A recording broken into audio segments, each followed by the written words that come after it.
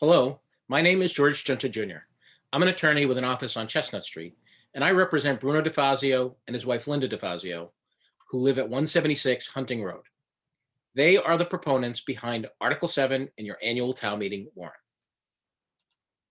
Article 7 seeks a zoning map change for 23 properties located in the Heights portion of town. These properties are indicated here on the zoning map, circled in red, and they are colored a pink or salmon color.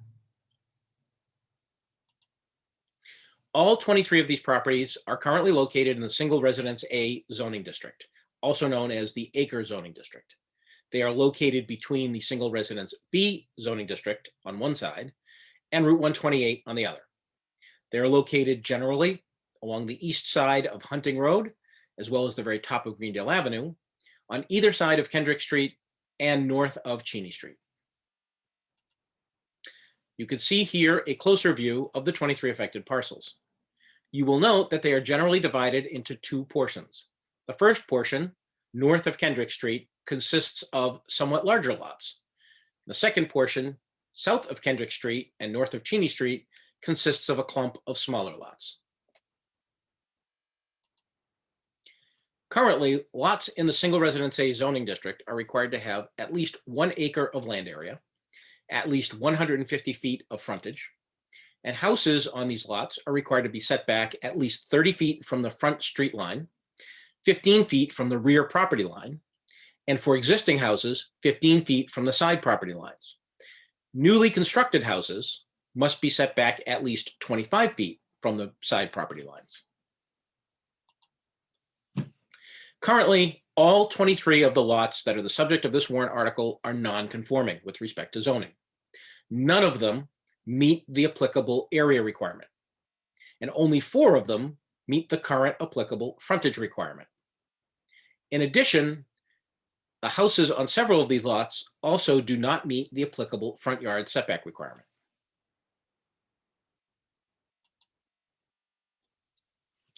The reason why the DeFazios and several of their neighbors are asking town meeting to make this zoning map change is because currently all 23 of these properties are non-conforming. But if they were placed in a Single Residence B zoning district, only 5 of them would remain non-conforming, and only 1 markedly so. All 23 of these properties are currently fully developed with existing houses. But the owners of those houses are limited in terms of additions that they can put on and reconstruction because they must comply with the Single Residence A setbacks. In addition, in several instances, they would likely be required to go before the Zoning Board of Appeals and seek zoning relief, which would add on additional effort, expense, and time, and is never a guaranteed positive outcome.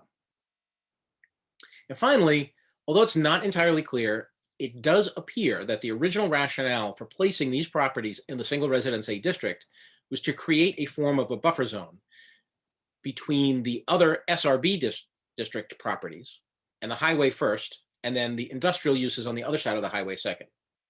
However, that is no longer strictly relevant, as the industrial area on the other side of the highway has been transformed into the New England Business Center with office uses and research and development, and a new screen or barrier has been constructed along the side of the highway. Furthermore, there is no current clear planning objective that applies to keeping these lots in the Single Residence A zoning district. As you can see here, with the 23 lots that are the subject of this zoning amendment indicated by the red arrow and also colored a pink or salmon color again, you can see that they are not markedly different from the lots on the other side of Hunting and Greendale. And in fact, if you drive down the road, you'd be hard pressed to tell the difference, and the fact that one side is Single Residence A and the other side is Single Residence B. From a purely practical perspective, it doesn't make any sense currently why these properties remain in the Single Residence A zoning district, and it imposes a hardship on the property owners. That is probably why, of the 23 properties, 20 of them have signed on in asking for this zoning map change.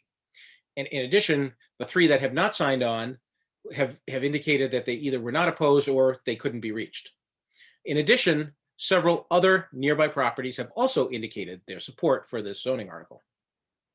So therefore, the DeFazios and and all of these other property owners and all these other people in the area, we'd ask the town meeting approve the zoning map change and approve Article 7. Thank you for your consideration. Thank you for your time.